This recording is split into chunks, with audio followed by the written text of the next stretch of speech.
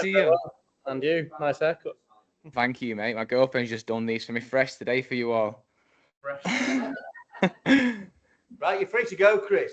Amazing. So we're recording. It's not recording on my end, but I can see that it's recording on your end, so I'll trust that. Let me share my screen so you can see that. Yeah. Sick. Right, I'm going to minimize the little view there at the bottom so I can get cracking.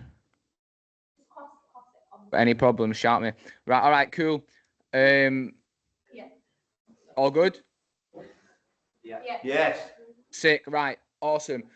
Thank you for having me. Right, so today I'm going to talk to you all about making your own look. Going back and forth on ways in, and this felt like it sat right with me. So, first of all, I'm Sheps. It's lovely to meet you all. Some of you might know me as Kristian, but when I got first into the design world and I started at TD, there was two Kristians. The other Kristian was like the creative director. So by hierarchy, I had to change my name. But I was happy with Sheps. So if you hear me being referred to as Sheps, that's who I am, Kristian. So what you're telling me, again, thank you all for having me. I hope everyone's good. What I'm going to tell you, so again, how I make my own look and how I've made my own look so far in my career. So I'm a shepherd, not a sheep, and I pride myself on this. I think authenticity is super important, and I think like being yourself in every context is super important. I love this quote from Oscar Wilde, like be yourself because everyone else is already taken. I'm 31 years old. I'm from Manchester. I've been practicing design now for 16 years. I've worked at 11 different design studios. I live in the Big Apple, specifically Harlem, and I've lived in the Big Smoke, specifically Hackney. I studied in P-Town. I love design, martial arts, and a good scrum. I've been hit by a boat and a car. There's a question section at the end where you can ask me all about that if you want to. I'm not a drinker, but I love the Zaza. I'm a co-host of the What Does Your Mum Think podcast with Michael. And big up my mum because I know she's listening. I've worked at, these are the 11 studios that I've worked at during my time. Some permanent, some freelance, and I'm currently at Pearlfisher now. And this is a snippet of the work that I've done throughout my career. Done a lot of graveyard work that doesn't leave the cutting room floor. There's most of these things, all of these things that I'm showing you there on this page have come out. And I'm going to get into a few of these projects today. But before I do, I've taken many, many, many, many, many L's in my career, in projects, in life, to get where I am today. And I love this quote from Thomas Edison, I've not failed, I've just found 10,000 ways that doesn't work. And I think making mistakes is super important in your career, and not being precious and being playful and being, again, finding yourself through your mistakes and your L's. So I'm going to start with Little Sheps. I'm going to take you right back to the beginning. I was always drawing as a kid. I always had a pen in my hand, always had a paintbrush in my hand. But my mum's decor, God forbid, my mum will be shocked. But the old decor in my mum's house with the old couches, she had lovely taste. And I got better over time at receiving constructive feedback and constructive criticism. My face doesn't look like this now coming out of meetings. I'm from a little shithole named Tilsley. This is where it is on a map. So it's kind of in between like Manchester and Wigan. So my accent goes both ways. I'm obviously in New York at the minute, and they really do struggle to understand me out here. And I blame this because my colloquialisms go both ways. I need to really slow it down. But yeah, that's where I'm from. And as a kid, I was thinking back, and I think doing these conferences and doing these presentations, I've been doing a few university presentations recently, and they're a really nice time to reflect and think back of kind of where it all began. And I'm still obsessed with The Simpsons today. I just had them all tattooed on my right thigh.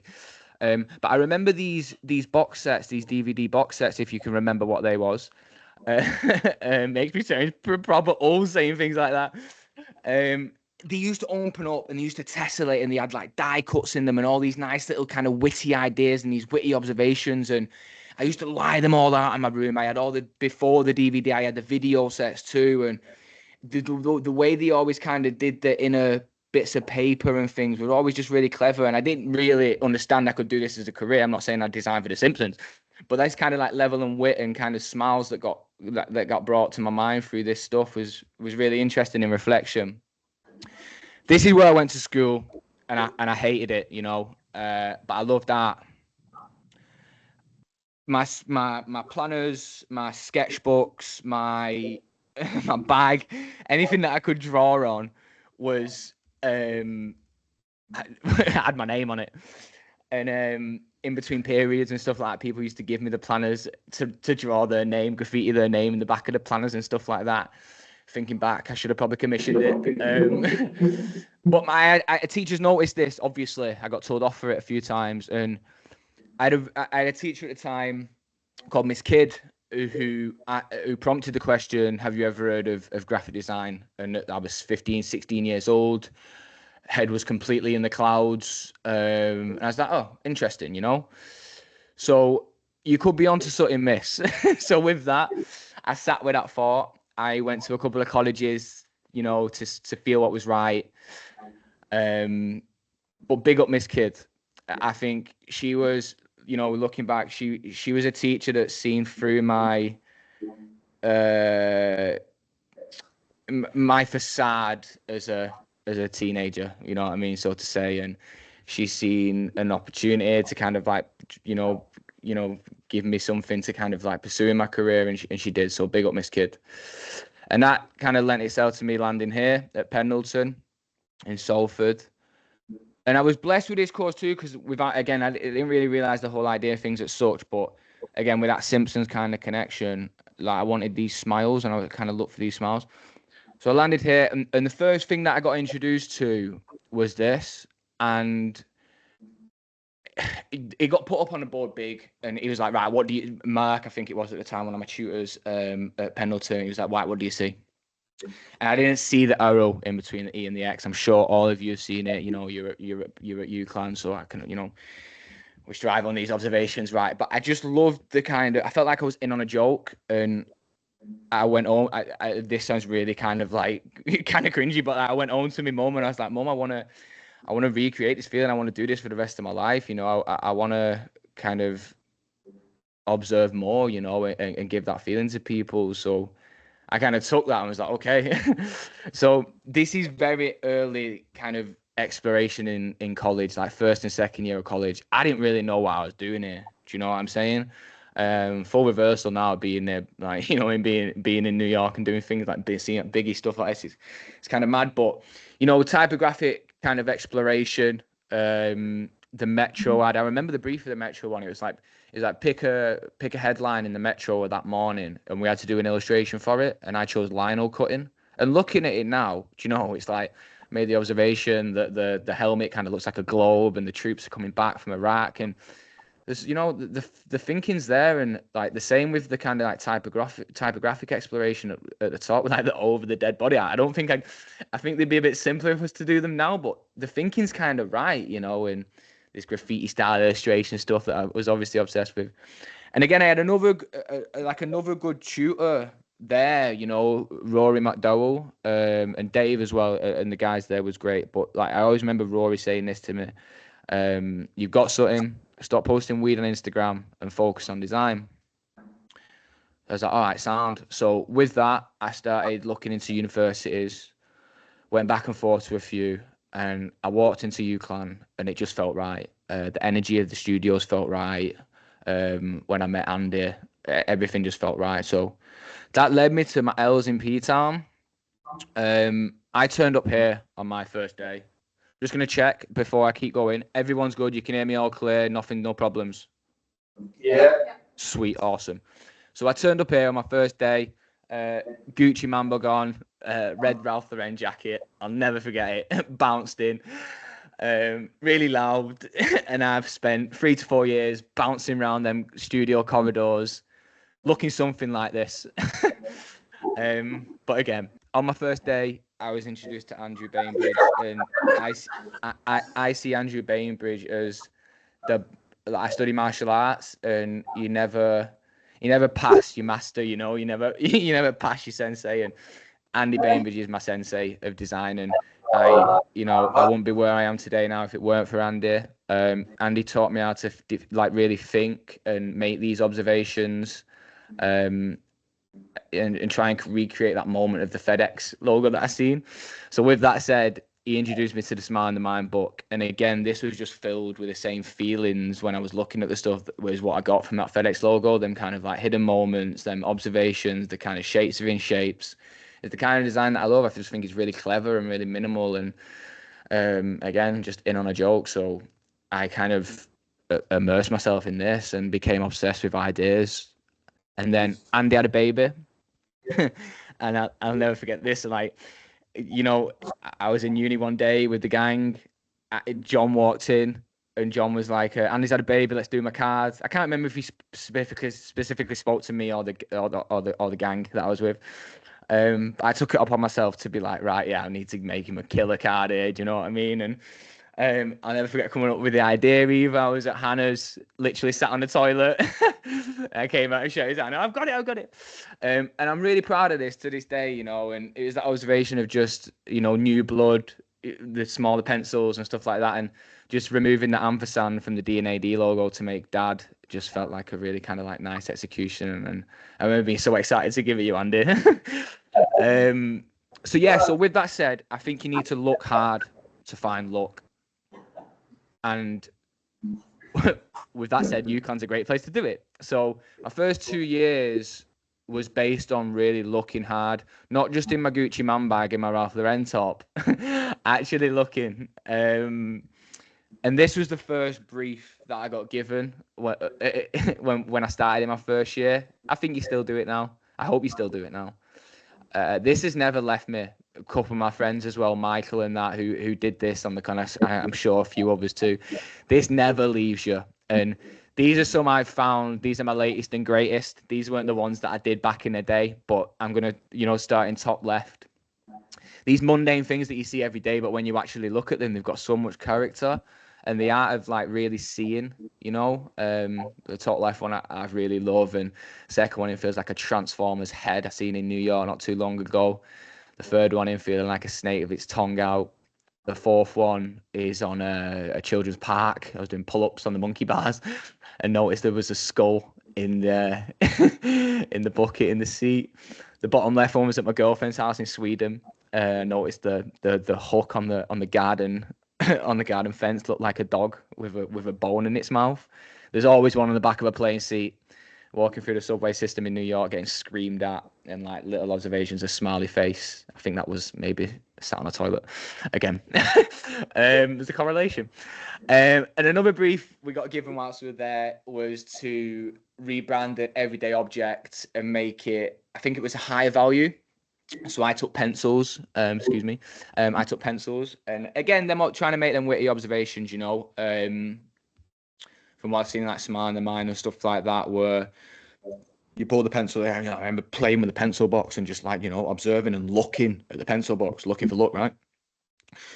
When serendipity hits later in, and I'm pulling these things out and noticing that, like, if you drew pencils on there, draw the pencil, then you can do different weights that convey the lines and little observations and little brand marks and stuff. Early workings, but you can see ideas. And then we got here, didn't we? And I'm sure a couple of people listening to this, watching this, this gives them shivers. I stressed a lot of people out with this Blackpool Ice Cream Festival project. And I've looked back at it now to put in this presentation, and everything was so clear. But obviously, I haven't been doing it for a while now. But this was a great example of doing too much, and I loved ideas, and it was like I was just trying to do too many ideas in reflection. So I had this, and it was like Neapolitan ice cream, right? Simple color pastel palette, Frankfurter typeface that feels very ice cream-esque. And there were some bits there, right? Some puzzle pieces to start building with, some Lego bricks to start building a Lego house with. Then I did this icon that had the bee in it also, and then it created the Ferris wheel in Blackpool, and I was making these connections again. And I started playing with these where it's like ice cream and Blackpool's ice cream with a rock, replacing the fish and chip paper to be holding the ice cream and stuff like that. but I just weren't really getting it. And again, I kept coming. This is a small. I couldn't find as much as I would have liked to have found to stick in here. I've got some other bits coming up, but I just weren't getting it. I was doing too much, and there was a poster in the studio that said, "Think about something a lot, walk away, do something else, come back, and the ideas will flow." Not for me. I came back on this project and I sat there crying my eyes out doing this project, trying to do the most, staying up late as hell. And again, it was all there, but I just couldn't see the wood for the trees. And I overcooked it a lot. And then in between all this, on a random Tuesday morning, John walked into the studio and asked me if I fancy going to China. Lucky me. Right, so I obviously grabbed the opportunity with two hands and went to China, which is amazing. You know, and talk about walking away from a project. I literally flew away from a project and turned up in Hebei with a couple of illustration students, animation students, gaming students, and design students. And being being policed by Steve Bennett, just stopping us going too wild. Big up Steve every time. And yeah, I had an amazing time. There's the Gucci Man bag for reference in the bottom left there, if you was wondering. But I had an amazing time. We did a group project with the students. The students didn't speak that much English, so we communicated via design. And I remember we did the group. I can't remember what the exact thing of the project was, you know. But I remember getting it to a place on like the Thursday night. We handed them over, and for them to do a bit of work on the Thursday afternoon, evening, or whatever it was. And we came back Friday, and it was bells and whistles. It was insane what they did with our designs, and you know, it was sick. It was really cool and an amazing opportunity. And I got to again go to Beijing, and from a cultural perspective, at such a young age, for me, it really opened my eyes. So yeah, after flying away, I came back to the Blackpool Ice Cream Festival, and I started drawing these little characters with the bee. And again, looking in now, do you know what I mean? It kind of feels right. I don't know what I was worried about. But I kept going and kept doing more. And I was like, right, what can I do again with this bee? Do you know what I mean? Can it create these posters that do these kind of like tessellating graphics that do Blackpool and ice cream and stuff? I still weren't really getting it. And again, what I'm showing doesn't really do it justice. I had pages and pages and pages of stuff. I had veins popping out my head and I was losing sleep at night. And then Turner Duckworth came in.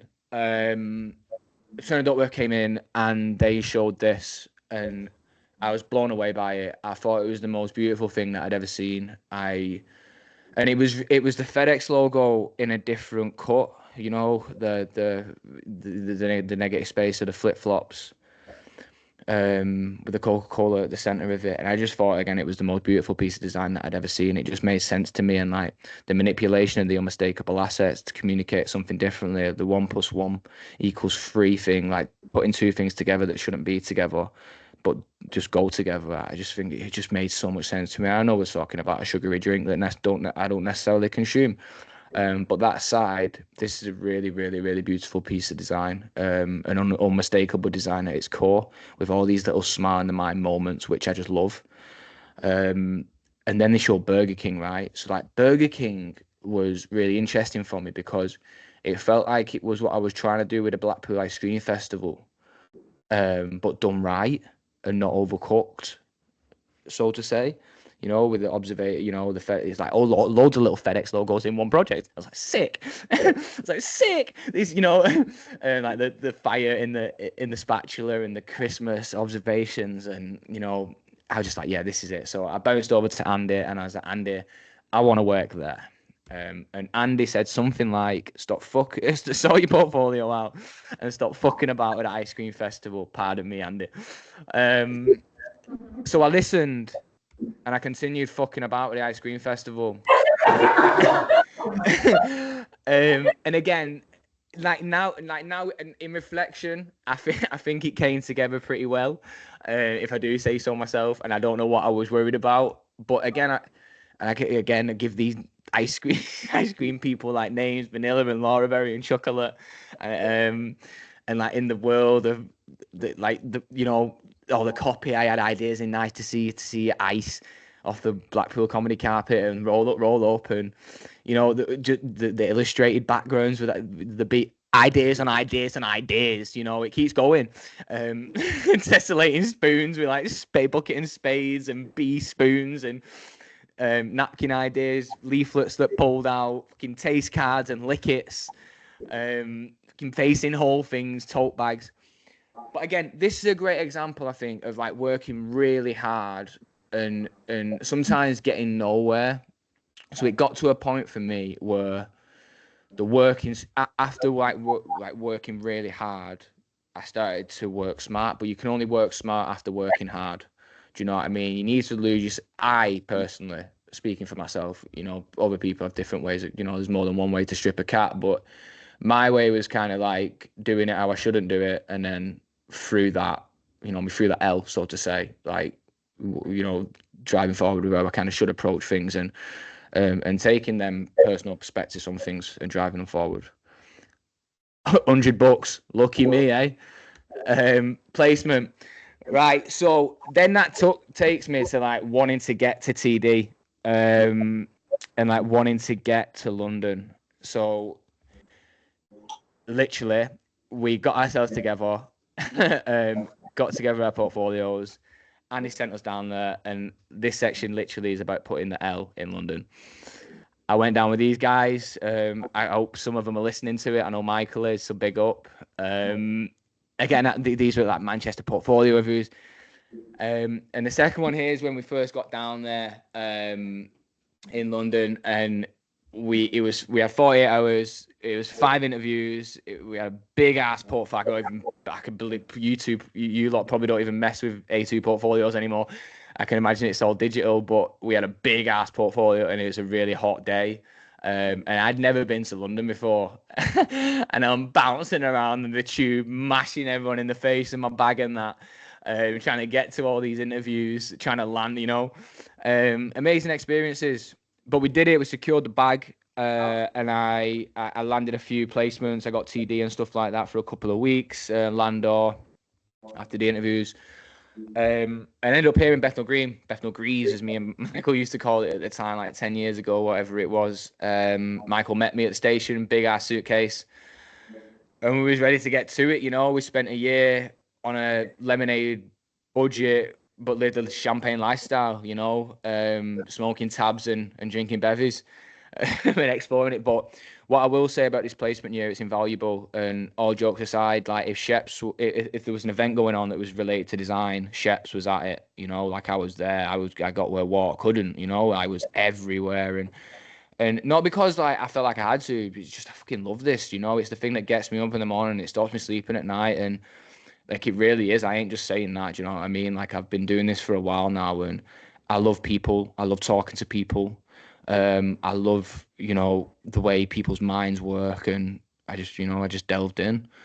And D&AD is obviously a great place for that. So yeah, these are the 5 placements that I did: Landor, Turner Duckworth, Next Big Thing, The Allotment, and 12th Man. And different things from different Landor was massive. The first one I turned up to, massive on More London, views of London Bridge and that Tower Bridge, madness at such a young age. You know, little old me from Tilsley. Do you know what I mean? Looking over Tower Bridge and mad. And Turner Duckworth, you know, Next Big Thing, smaller agencies, The Allotment. I got through Turner Duckworth, Paula, one of the ladies that worked there. Sorry, husband ran The Allotment, so I got the connection through that, and I went there for a little bit. 12th Man, I think, are really successful now, and I'm popping off. But when I went to 12th Man, there was just 2-3 people in a room. And that was a start, so I got to see from that perspective. So I had a really good range of things, and I'm gonna finish on Turner Duckworth. Turner Duckworth felt like the right size for me. I went to all these ones; some were too small, some felt too big, some felt too corporate. Turner Duckworth was just the perfect serve for Sheps, you know. So again, all steam ahead with Turner Duckworth, right? So harder I looked, the luckier I got. And when I was at Turner Duckworth, the first placement that I had there, it was just for 2 weeks. And it was amazing, you know. I loved it, and I'll never forget like when you walked to TD, that original OG building. It had a big black door, and I turned up at this big black door, and I felt so small on the other side of it, and I bounced through it, and I just again immersed myself in it. You know, I blagged everyone, mived everyone in the best way, most respectful way possible. The whole tea stuff, and you know, it is a placement, making cups of tea and that, and but you're using that as an opportunity to be like, what you working on, bro? Like, what you saying? Da, da, da, da. And then on the last day of my placement there, Miles Marshall put this on my desk. It was like basically he just said something like, "Do a Christmas card for this, bro." I was like, sick. So again, it is the kind of the moments of like everything that I've been learning through the Smile of the Mind stuff and that, and then it's like, how can I recreate that moment? And it was kind of like taking the Miller Lite assets, the unmistakable famous assets, and that 1+1=3 thing, and like cutting all the fluff, stripping all the fluff, and how you can communicate this thing in its purest form. This won a couple of awards and stuff like that, and then this basically then landed me the job without getting ahead of myself in the presentation. This is what got my foot in the door, and again, it was just really about looking. So, you know, look strikes when you're looking. And Miles seen that I posted this on LinkedIn that I was doing this talk, and he sent me a call. He said, "Stick that in if you want." And I'm proud of it, and I pride myself on this. You know, Miles said that I wouldn't leave him alone, and I wouldn't have it any other way. And I believe that's why I'm where I am today. I'm very disciplined and I'm very tenacious in a good way. So yeah, third time lucky. This took me to my back. Obviously, we did the whole placement year, mashed up Bethnal Green with Michael. All that good stuff, you know, blagged everyone's head, mived everyone, turned up to every design event I possibly could do. And it was back to uni then to action my L's and action, you know, everything that I'd kind of took off everyone. And I wanted one of these. You know, I wasn't not going to leave that uni without having one of these. So, and again, after just doing a year in industry and seeing the big ones, excuse me, I'm just gonna have a quick drink. After seeing the big ones in the industry, I'm like, right, yeah, I want to get one of these, you know. So we approached the D&AD New Blood brief. I can imagine some of you are probably at this stage now. I know I mentor a couple of students in the UK. I know they've just started the Jim Beam one and stuff. So I'm sure you're well into it. But ours at the time, with the briefing simple, was to create a beauty brand that goes against the constraints of the beauty industry standards. I teamed up with Harold on this. We did it in two, so big up Harold, because I know you're probably listening back. And we just worked really well together. And I think, you know, when you get into the industry, you don't really do much on your own. You know, I think that I just want to touch on this here, like,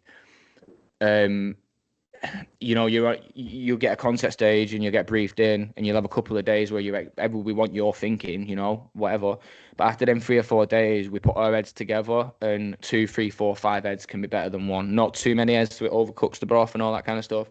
But when you're in the context of a working studio, there's good heads around you, do you know what I mean? So them perspectives are good to have. And again, like me and Harold worked really well together because I'm really up here, do you know what I mean? I'm really, you know, I'm a lot. And not that Harry's not a lot, but Harry's a little bit more kind of tame. So we juxtaposed each other's energies really well. And again, we worked really well together. So this was our solution. So it was, I'll never forget when we came up with the idea. So like we were sat there and we was trying to figure out what was what, and we was looking at each other, and I remember going like this, like you know, playing with the idea of like applying you know, war paint to your, you know, go into battle, so to say, and whatnot. That idea of like fighting for equality and stuff. The way you apply your cream was, oh, we got something. I remember that moment, like, we've got something here. What can we do? We've got something. So we established what's not equal within the industry. And we came up with this kind of like really simple proposition of we're all equal, you know, and owning the brand mark and owning the kind of idea of all, with the equal sign being very present in it, you know. And then in the world, it was taking that equal sign and having it as this adaptive mark that became responsive on pack, and kind of like reinforced that idea of the equality symbol, but also the product itself. This was the product range, and again, like the A always had this kind of like nice observation of this kind of like removal of stereotypes, so to say. And And again, the adaptation of the equal sign every time, and little observations in the dot where it can become an ellipse for the night cream, and face might become a cucumber. All these little ideas that I've just been speaking about felt housed under this big idea of we are all equal. So again, like going forward now, it was understanding that once you've got this thing that kind of like umbrellas your idea, like with a big umbrella, it's like what do you do underneath it? Just ladders up to that then. So I started understanding a bit more of a narrative in design. And again, this whole idea of like the A always being disposable, so to say. Spot healers and blackhead scrubs, again, just little observations of the dot of the full stop, and you know, the makeup wipes, how you remove it to create the equal sign, and just little ideas all coming together, and like provocative kind of ad spaces. The way you swipe on tablets and like Instagram social media takeovers. Yeah, that's how I looked after we handed it in, should I say. Like we really, I'd probably smoked a few joints there as well. We really grinded it out on this, do you know what I mean? And it takes me to this, luck is what you have left after you've give 100%. And I believe that I had nothing more to give, you know, and we got the yellow pencil. We won bronze in creative conscience. I think we should have won gold in reflection, but you know, we'll take it. And yeah, like that's how I looked when I picked it up. I don't think I've ever been as drunk since.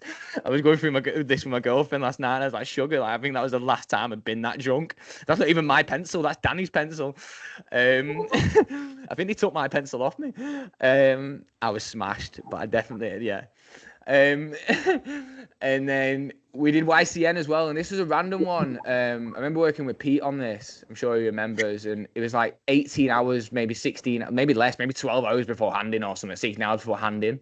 And we came up with this idea. The brief was to raise awareness of malaria in collaboration with Fever Tree and Malaria No More for YCN.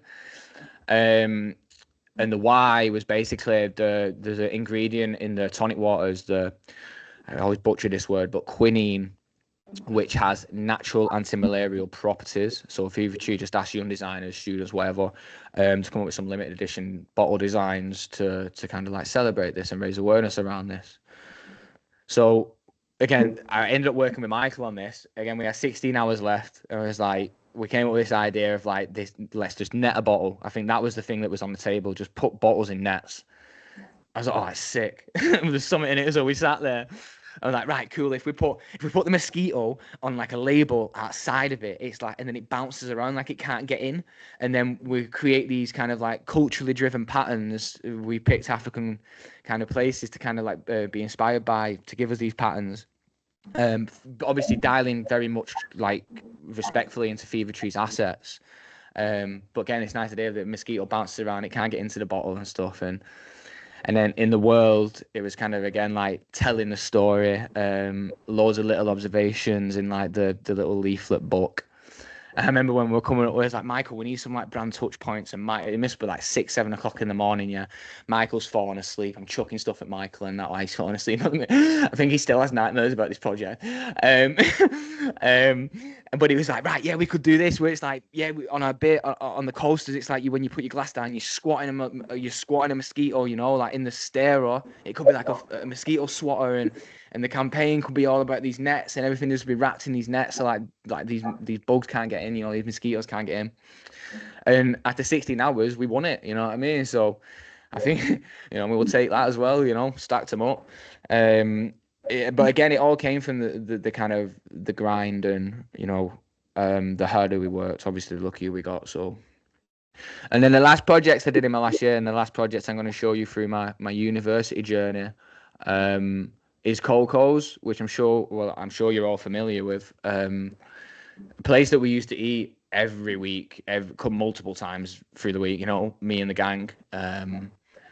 And we're sat in there one Friday, and Michael's like, I was trying to think of this last brief to do. You know, I'd done all these D&AD ones, whatever else, and da-da-da-da.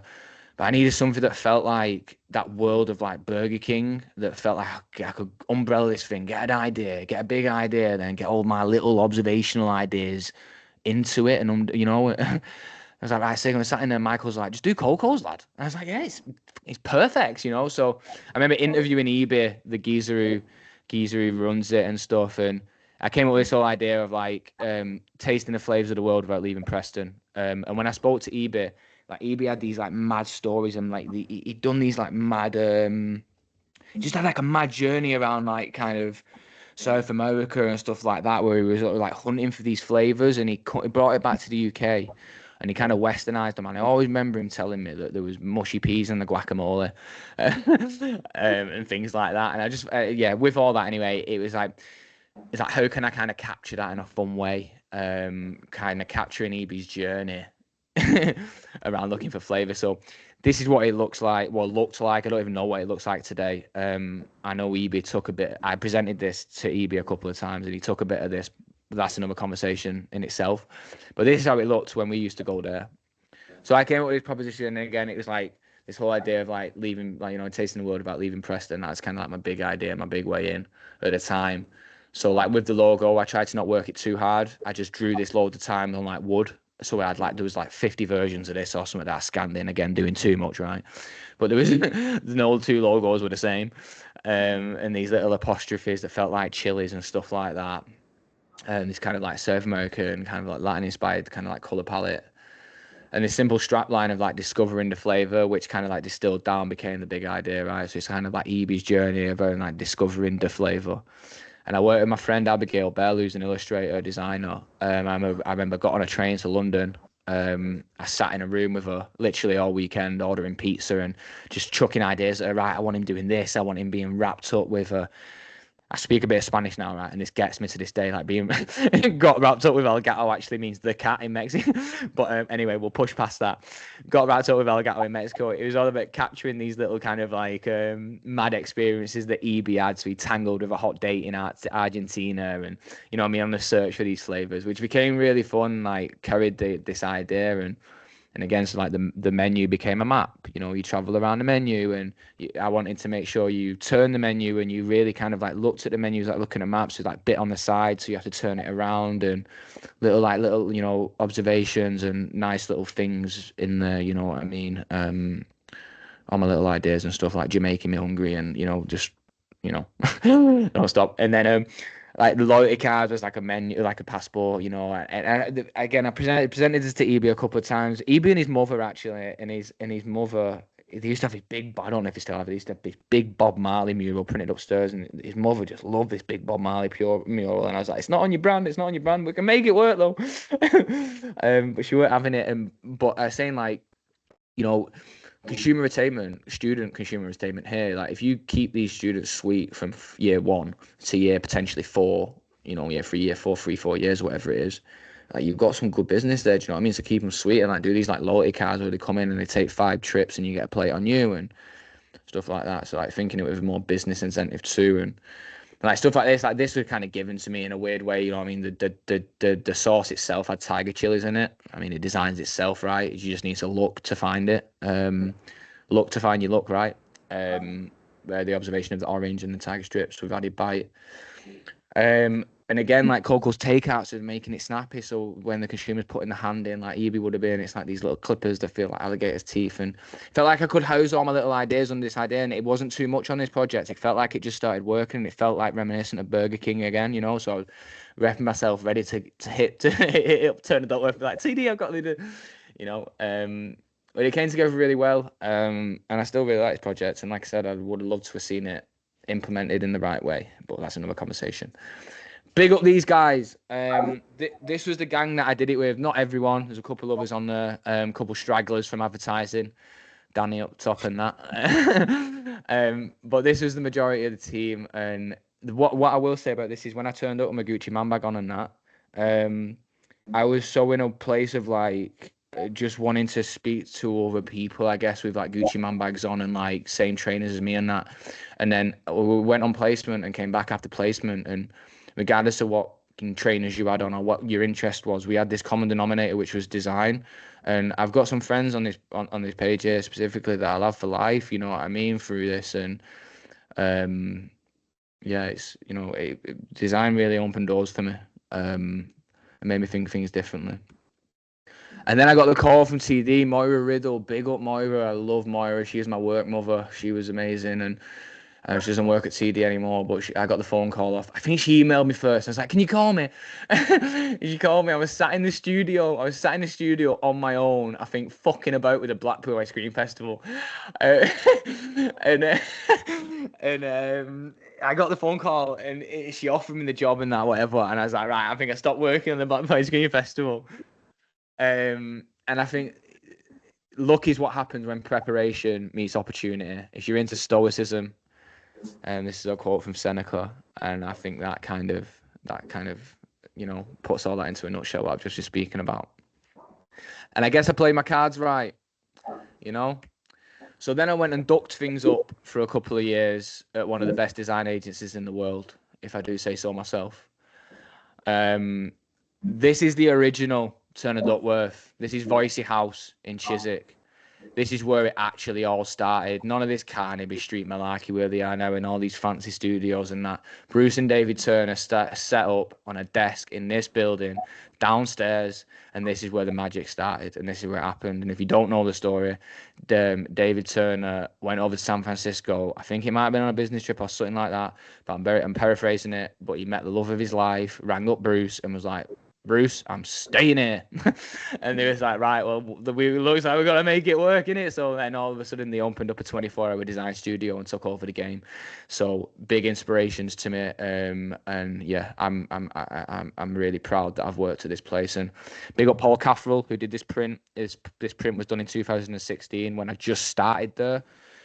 I'm gutted that I didn't get one of these prints at the time. I was broke, man. Junior salary, junior in London. I was spending all my money on cider and paying off my overdraft.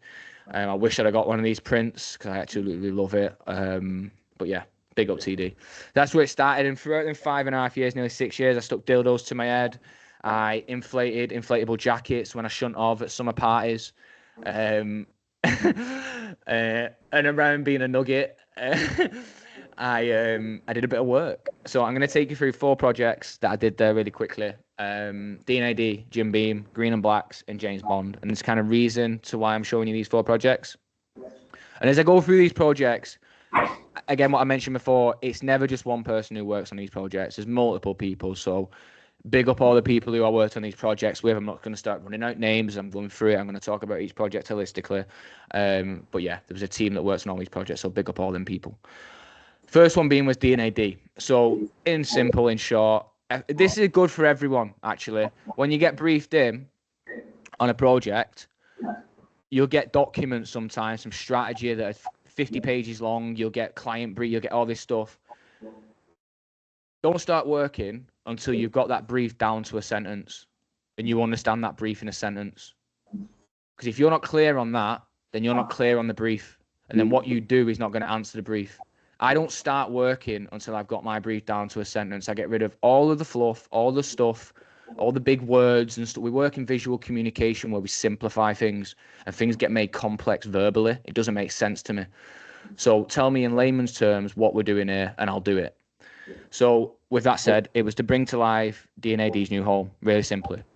D&AD always lived in Brick Lane in the east, so to say, and then he moved to Cheshire Street. I remember going down to this space. So like, again, the original brief was like, do something really iconic on the facade of the building. What can we do to kind of like bring awareness, bring attention to this D&AD building, right? And so I remember going down there and I made the observation that it tapered off. So again, looking to find look, it tapered off. So I was like, oh, that's interesting. We could do something with like an anamorphic graphic. So I went back to the studio. I started sketching. Paula Telford, who was working at the time I mentioned before, she was the creative director on the project, and I'm sticking this under her eyes, and she was like, "Yeah, let's stick it in a deck. We'll stick it in as a 4th concept. We had 3 concepts already, and we'll stick it in. Pick it, whatever." They came back and they picked it. I was like, right, stick back to my desk, figuring out. I was a junior designer. Like I said, first brief I got put on at TD is like figure out how to do this now. So it's like looking at artists and collectives that do this, and we got in touch with Bread Collective at the time to paint this anamorphic graphic onto the wall. I remember going down with Miles and stuff when we were doing it. It was the creative director on the project, and it got protruded over the facade of the building. And they painted through it and stuff. So like when you're kind of seeing it from a different perspective, the big idea is like we look at things from a different perspective. We can make the consumer, the onlooker, to look at things from a different perspective, quite literally. and quite simply at the same time, but creating this graphic. And another thing that I always loved about this, it's on Cheshire Street in Brick Lane, right? When you walk down Cheshire Street is really, really, really graffitied up and graphed up.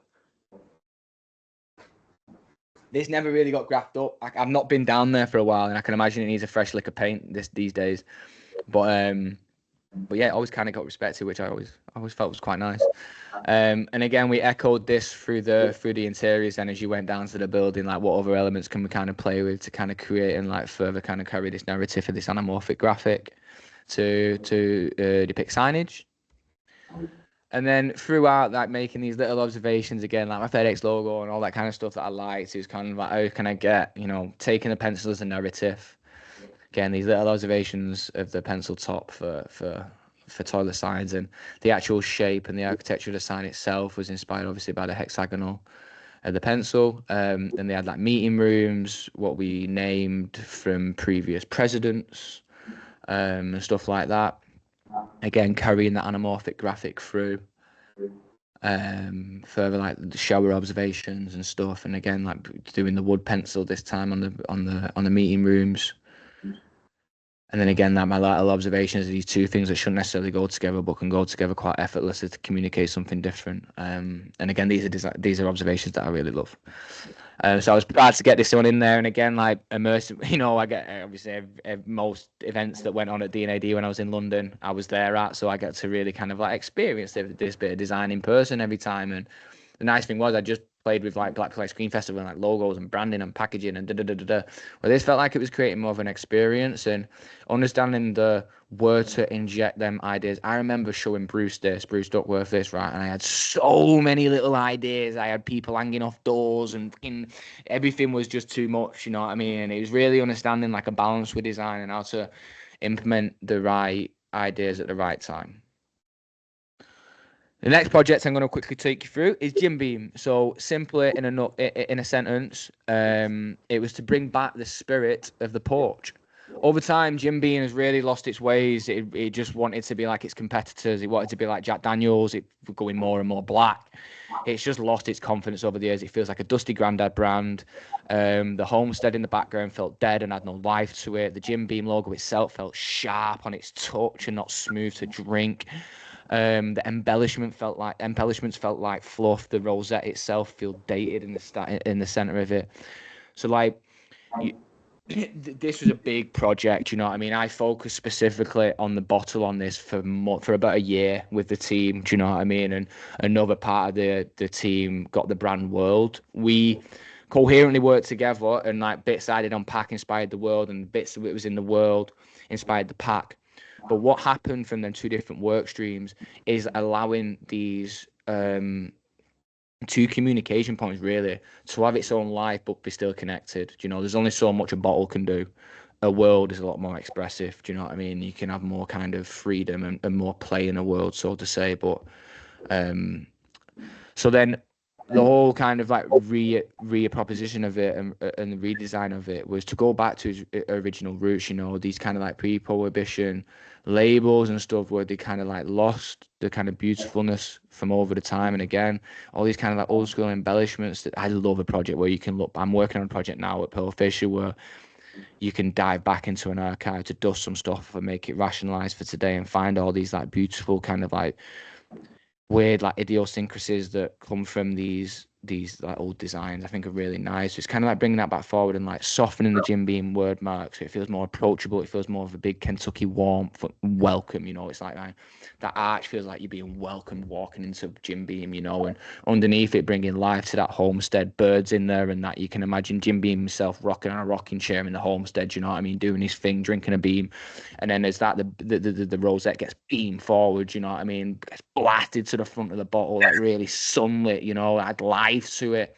We created a typeface as we kind of progressed to the beams that held the managers at the bottom felt like it had, you know, it was cut for the beams, so there's no fluff in there and stuff. And again, with when you're working on a project like this, you work with experts and you have budgets to work with experts. So I got this and we got this into a place what was, you know, ready to be you know, in a really good place. But then, you know, there's experts that refine logos. You know, so we work with a guy called Rob Clark. If you don't know, you will know when you get into the industry because he's touched near enough every logo you look at. He finessed the logo for us, you know what I mean? Got the relationship with the letters right for us and stuff. You know, he's a typographer. We come up with the ideas. Gary Redford did the rosette. Again, what felt blasted forward, and Andrew Davidson redid the homestead for us in the background. He did this on like a big, like I remember he sent us, he did it on like a big wood cut. It was beautifully done.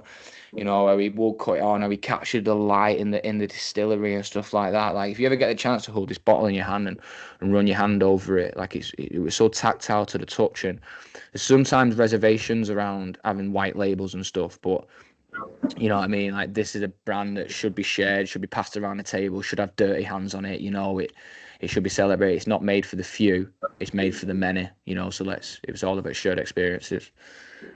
And again, everything I just spoken about, you can see like the one on the left there just feels like sharp, cold, dusty, dry. Second, the where we got it to, you know what I mean, with the team and with the experts that like finesse these assets for us, just feels a lot more approachable. The texture's coming through, it feels warm, it feels loved, it feels lived in, and it feels made for today, you know, but also with a really rich history connected to it too. Then again, the cider packs, these little kind of like coins, again, we crafted up. I don't know if it was Andrew Davidson who did these icons, but it's similar styles, so forgive me if I've got it wrong. But again, typography that was born out of the past for today. All these rich, like beautiful embellishments that was from yesterday, but made for today again. And I was really pushing for this illustration. It's kind of like, again, the informalities of Jim Beam and stuff like that. I was pushing, like, trying to, you know, recreate this and like having something then that we can use in the world that feels like, again, less formal and more playful. This got illustrated by Andrew Davidson when I'd left. I didn't actually design this jumper, but again, my DNA and my threads through it and what the guys did, I think it's great. And here's me kind of like picking up and playing with shippers and stuff like that. So even going back to the original time of like cutting that pencil pack out and stuff like that still happens when you're in the industry. And it's really nice when you get to like cut these things out and make them up in the studio and you actually start feeling like you're a designer. And then, yeah, luck struck again. I got the chance to go to San Francisco. TD have a dual studio, well, 3 studios now. By the time they just had 2 studios. Well, I think now they opened the 3rd one when I was there. But they have New York, San Francisco, and London. And I got the chance to go out to San Francisco and do a swap for like 5-6 weeks.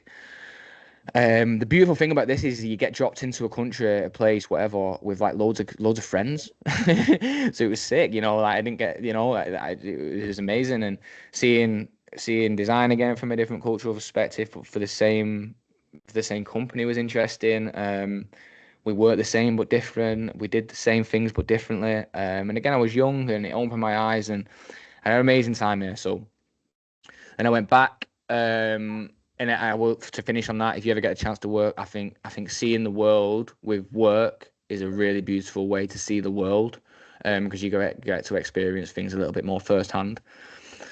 And then I'm going to show Green and Blacks. Green and Blacks is the reason I'm showing Green and Blacks is that it's not all like looking for FedEx logos and I pride myself on the design. I'm that design, you know. I'm that kind of a designer, you know. I like smart and all that stuff. I like observations, so try and bring them smile to faces. But sometimes it's not necessarily as in your face as that. And Green and Blacks was a project that I worked on for about 10, 11 months, back and forth, tricky client. The stuff that we did was amazing at the start of the concept. I'm not saying what came out wasn't amazing. It was just more of a push on.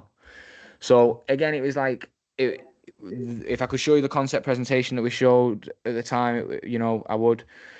But where we kind of finished was, it was all about like bringing back these organic roots of Green and Blacks, you know, and over time they kind of lost this kind of like leaf. So it was like bringing that back as the narrative to then influence the ampersand and the B, the K, the A, the R, you know, these little ligatures and stuff like that, that come through and like blowing into that black band that almost felt really organic itself, reminiscent of the soils and stuff that some of the ingredients come from. And like beautifully, delicately shooting these ingredients like as they are in the bar. We shot these with Andy Grimshaw. And again, I think the beautiful, what could have been if I had my say on it and I was the client, there'd be more, more wit in it, so to say. But sometimes it's about finding the balance with that. There's still a big idea in this. There's still a narrative that goes through it, and it's threaded through it. But it's not as in some cases as fun as some of the other stuff. But sometimes you've got to, do these kind of projects and still make them great. And I still think this is great. But by taking many L's, I began to find my process and gain confidence in the I'm shit moments. My process is kind of read the brief, look again. I look even harder. I go and train. I come back and look even harder than that.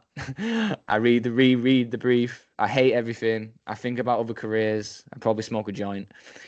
And then I look even harder, and so on. This is kind of regurgitation. Every project is the same. I've got so familiar with my process. I know now when I have that pitfall in my belly and I'm like, nothing's working, nothing's clicking, I just go and train. Like I said, I train martial arts, so I can get punched in the face, I'll get strangled.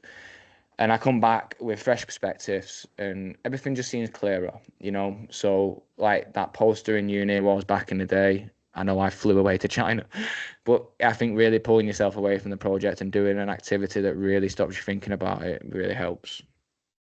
And the last one I'm going to show you from TD. Are we all good? Everything's sweet for time? All good? Everyone can hear me? Everyone's still alive?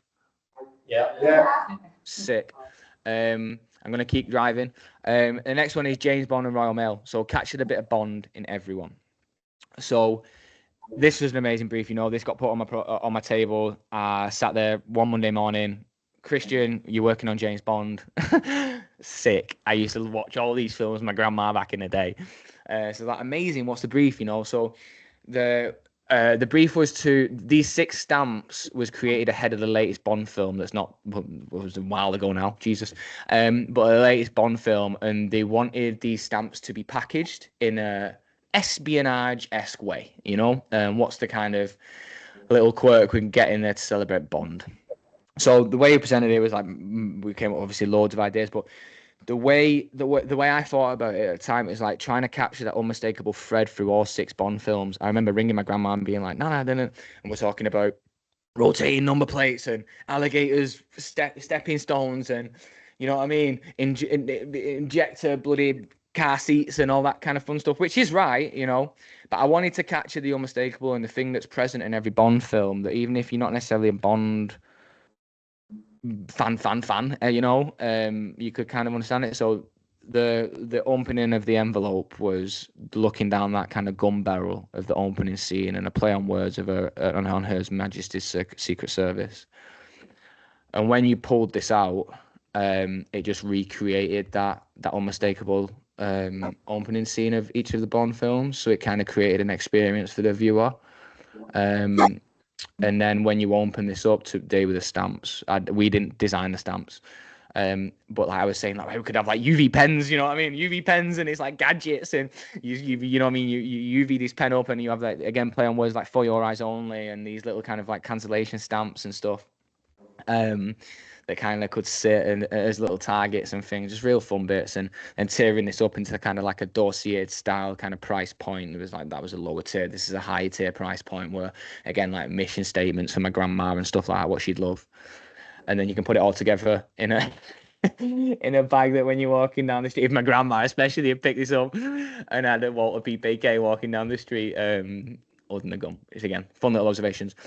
What happened? The L on this project was a kind of big L. You know what I mean? We did like a big war room and stuff like that. And I as far as my knowledge goes, they was favouring this route or they liked this route. What I just shown you. But I was looking the other day and this is what came out. So it's not exactly that, which is a shame. So it's a bit of an L.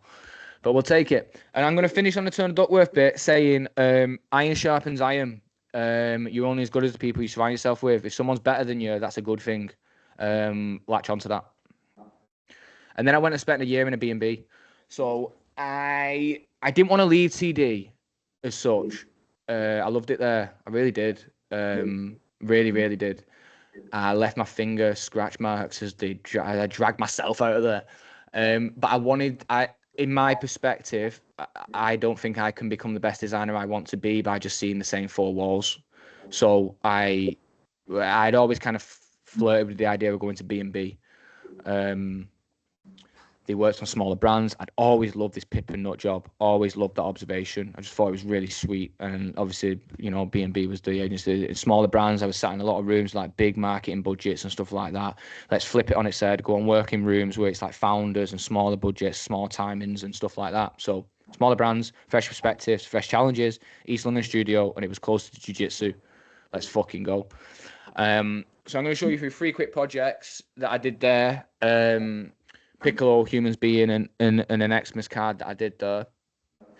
I did a lot of stuff there that I can't really show, and I did a lot of stuff at TD that I can't really show. I've done a lot of stuff in my career that I can't really show that I'd love to show, and I think there's some of my best work in that as well. But yeah, you'll find as you grow through your careers, there's a lot of graveyard work that can just sit in your portfolio. You can't necessarily show to the world. The brief for Piccolo was the creative director at the time just said to me, literally, do me a good logo for Piccolo. Piccolo is an organic baby food that looked like this. A lot going on. I think it was the founder's kid or something like that that was in the center of it. So that, like, what can I do? How can I simplify it? So it's about still capturing what was still famous and unmistakable about that current logo and iconic about it, but simplifying it. And this was an interesting point to make. Was a design that needed to be catered for in a dark market. A dark market is where you can't show the word mark. You can only show an icon. So it was making sure we had an icon that felt really representative of the brand in that world too, in other countries and stuff like that. But again, sun, really simple as the P. In the line, I liked it how it felt like the kid's cap as well, you know, and then capturing that then in the word that felt organic and had a nice playfulness to it. I didn't do the illustrations and stuff like that, but just so you can see it in context and how it sits in isolation, and how it sits on pack really bold and clean. And the next one I worked on there was Humans Being, and again, like, it's not always about getting that shape within a shape. It's understanding where the shape goes and how the big idea sits. And the brand, creating athleisure brand for Rita Ora, really cool brief, you know what I mean? And the idea itself was in the name, you know, Humans Being, which is a really nice name, which I think won a wood pencil for. So big up the team on that. I think that was Lisa that came up with that. And in the design, it was literally just coming up with like just a really, really simple thing to kind of use as a device throughout the world, and to connect and tell like a bigger story, like human beings stronger kind of together, you know. That's the big idea. So how can you capture that but then not be too like overpowered with a graphic in the world, you know, little usages of tape and like on labels and stuff like that. Really cool. We didn't deal with Rita herself, we dealt with her sister. I think there was a presentation to Rita that we did, but yeah, kind of a fun one to work on, not an everyday one you work on, I guess. I think it's doing well. I looked at it the other day as I was kind of pulling it all together. And again, as I mentioned before, big up the team. There's a team that worked on this. And then the last one I'm going to show you, for good measure, is a studio Christmas card. I love this stuff. And I think when you're in a studio, if the Christmas card brief comes around, no matter what level you're at, still go at it, because there's diamonds in this stuff.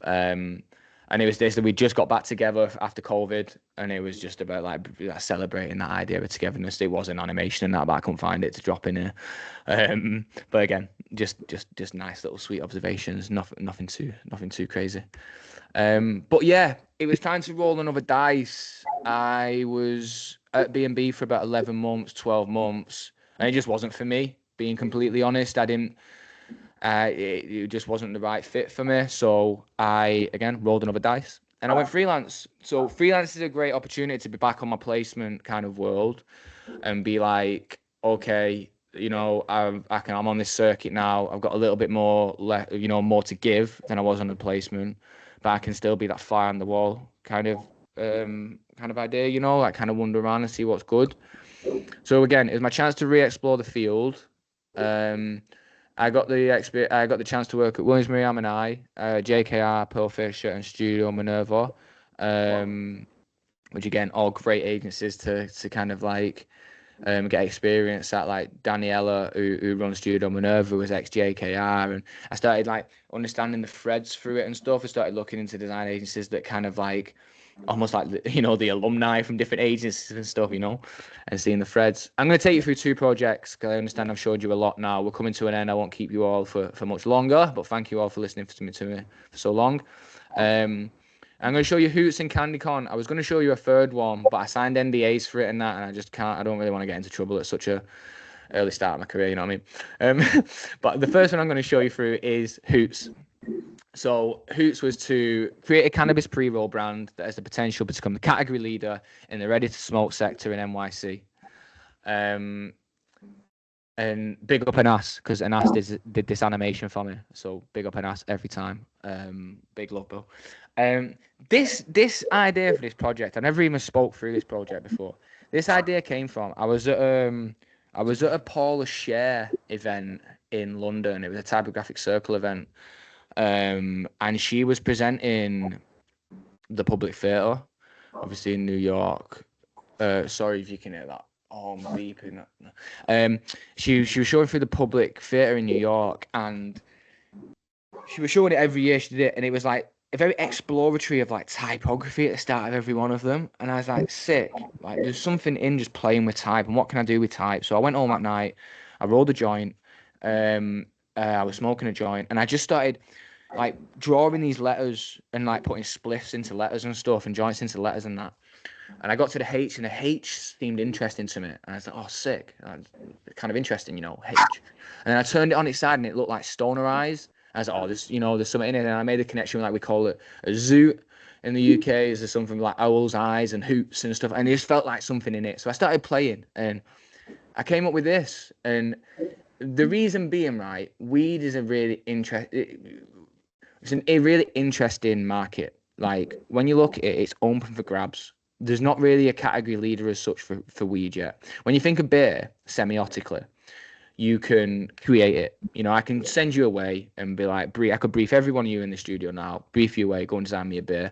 You'll probably come back with someone who'll have laurel reefs on it, hop leaves. There's semiotics to play with, Weed just has like Bob Marley graphics and big weed leaves and like just hallucinogenic kind of whatever. It's just does, it's a very dated kind of visual world, So my approach with it was trying to create that kind of FedEx logo for the weed world, like that simple beacon that you could cover up Hoots, and you shop these stoner eyes every time, So carrying that narrative throughout. So starting at the bottom left, like opening your eyes on the pie, stuff like that, just fun stuff. For like sativa and indica packs. Sativa packs feel a little bit more euphoric when I'm animating it, and the indica packs are a little bit more drowsy, and the hybrid are obviously standard, and provocative ads and stuff that just show the eyes and the H, and like Rizzlers that open out to it.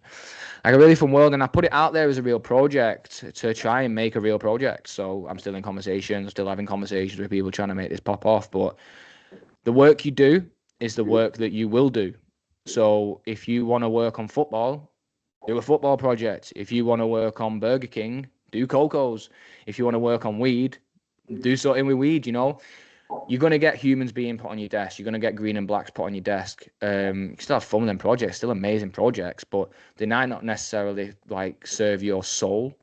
Weed has been a thread in my life. Do you know what I mean? I'm a motivated stoner, so I want to work on weed. So yeah, and then the last one I'm going to show you, I know you've got Mark Nichols presenting from Williams-Mariam this week. I don't know if he's been or he's coming, but I'm going to show you CandyCon. Has he been yet? Has he done yet? He's coming tomorrow. Coming tomorrow, right? So we'll probably show you this. But this was CandyCon for GameStop that I designed at Williams-Mariam. So they booked me in for this, and I led this whole project. I touched everything, like artwork, back of pack, the big idea, everything was led by me. Do you know what I mean? The only thing I didn't do was present it to the client, which is always a funny one when you're a freelance designer. Do you know what I mean? But I was booked through freelance for this, for Williams-Mariam. And it was an amazing brief, you know what I mean? Again, simplified into Shep's one line, but shake up the gaming industry with customizable controllers. And I came up with really simple observation of the 2 C's being reminiscent of the cases of the controllers. You put them together and it makes a plus sign. And again, it's capturing this kind of like, accessorizing, changing things, and a typography feels born out of that world, but it's kind of like gamified, and feels like it really ups the fun, which was the strategy. And then in the world, it designed itself, right? CandyCon, the world I rationalized as a pick and mix, and everything is just pick and mix. You pick all these little like sweet like controls up and toggle tags and things like that, and you place them on the on your pad. But yeah, it touched everything on this, and I mean it's a North American brand, GameStop. You can imagine, GameStop is fucking massive out here, and this was like the last project I did as freelance before obviously I'm out here and stuff. And it's been amazing to see. And like, what's been nice about this project, it was on brand new, and you're always going to get someone commenting on something on brand new. Do you know what I mean? I've had a few bits on brand new throughout my career, and I take it with a pinch of salt. Do you know what I mean? I'd love them to, show me their portfolio. But what it was really well received on, I ended up reading some Reddit threads on it and stuff, and it was just really well received by the community, and I just thought it was really cool. There's, with the kind of reach where your designs can go, and again, I touched everything on this, and it's just kind of nice seeing it implemented. And then obviously, what's not cool about wrapping a subway tube in New York, right? Speaking of New York, I've always really wanted to go here. So everything kind of laddered up to this. I'd just done 10 years in London, looking hard to find my look and all that kind of stuff, turning over as many stones as I can, just doing as much as I can. And I just got to the point where I was coming back to London when I was leaving London, just not feeling that lit up and inspired anymore. London's a great place, and I went back recently, I love it to bits. But I needed something new, and I heard in New York that they work 8-day weeks and 30-hour days, and I was like, yeah, I want a bit of that. So it's like, right, how can I get there? I started making some connections and making some calls, and I got told so many times that I need X, I need Y, and I need Z, and I didn't have X or Y or Z. Uh, but I refused to, I had so many calls where I felt like shit after the calls and stuff that I wouldn't do it. But I would just refuse to get knocked. And again, I speak to my friends, and like Kristian who runs Red Dot Studio. I think he has actually come up last year with his partner, Sam, to do one of these conference talks. But Kristian sent me this quote, and he was like no one works harder or cares more, be more Shep. And I'm really proud of that. Kristian is one of my biggest mentors throughout my career. He's always kind of been there, and I think he's an amazing designer, one of the best designers that I've worked with. So for someone like that to say this, I always have Kristian in my head when I'm designing. And what would Kristian think? That and stuff like this makes me feel really proud. And like he sent me this too, what I had on my desk. Like 8 years ago, he said he took this picture. And it said about being authentic, about carrying the vision, never giving up, no negativity, and believing. And we all have our ups and downs, you know what I mean? Some days are better than others. But I can't even remember having this there, do you know what I mean? And it blew me away when it sent it to me. But I started talking to Pearlfisher, and I actually worked with them, which was a bit of a blessing too. They booked me for a freelance job for 2 weeks. So I was like, right, sick. It's like being on placement at CD again for 2 weeks. What can I do? And I work with a guy, the ECD here now, called Matt Sear. Really good energy. Really, really, really good energy from him. He just felt really emotionally intelligent and stuff like that. And with his feedback and all, it just felt right. I think I'm a good judge of character. And then I didn't even show him my portfolio. I just got an email saying there's a senior role. Where am I in my career? I'm like trying to get to DD and whatnot. But they mentioned there's kind of like a seasoned senior designer role, and I was like, this is sounding good, Let's see what's good. So after a couple back and forths, before I knew it, I was stood at Manchester Airport departures saying goodbye to my mum and my family with my bags packed, and I was like, and on this page I will say that my mum is one of my biggest inspirations. You know what I mean? Talk about working hard. That lady is pushing through consistently. So big up my mum. And again, this led me to kind of like take a big bite out of an apple. This is me every day.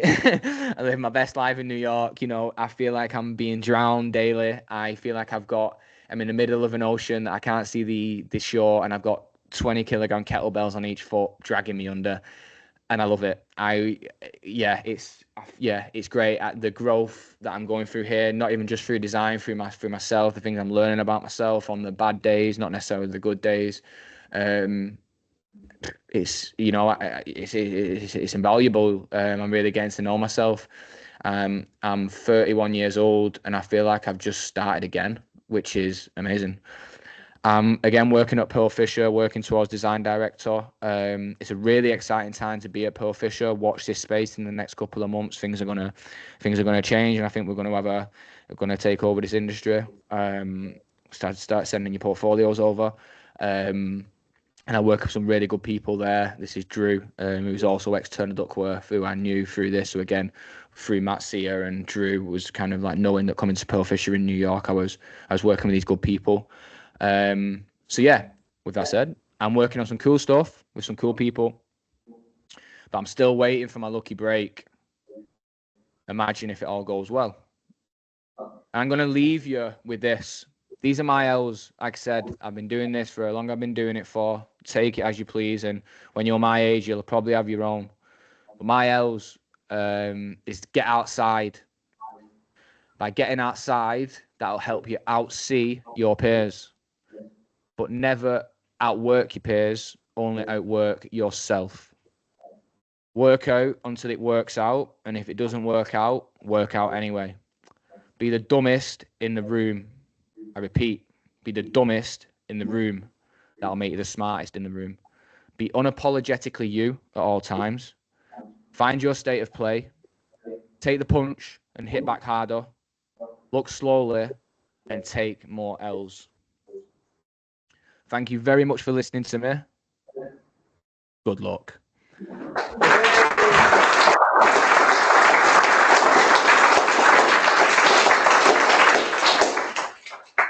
Ooh, I think we need a rest. That was brilliant, Chris. Yeah. I'm just going to really quickly, before I open it up to questions, hopefully no pressure. If you've not got any questions, please feel to hit me up on my Instagram and ask me anything we can try and find time to have a call and we can do portfolio reviews, all that good stuff.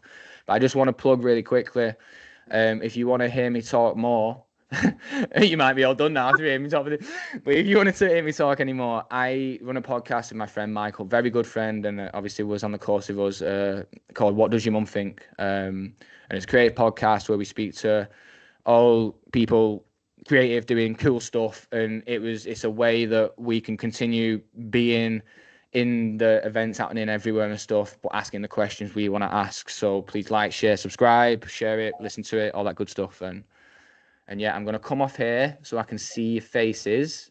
And that's me.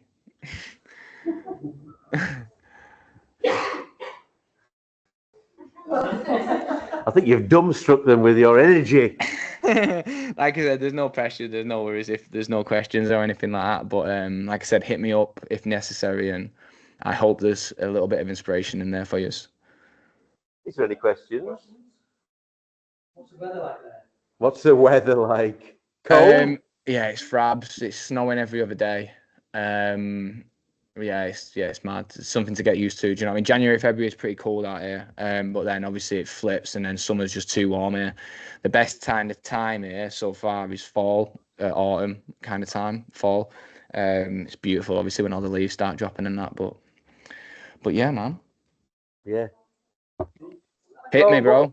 So I know there's a few of us in our classroom that are like, New York is a big place to go to. There's a big design scene there.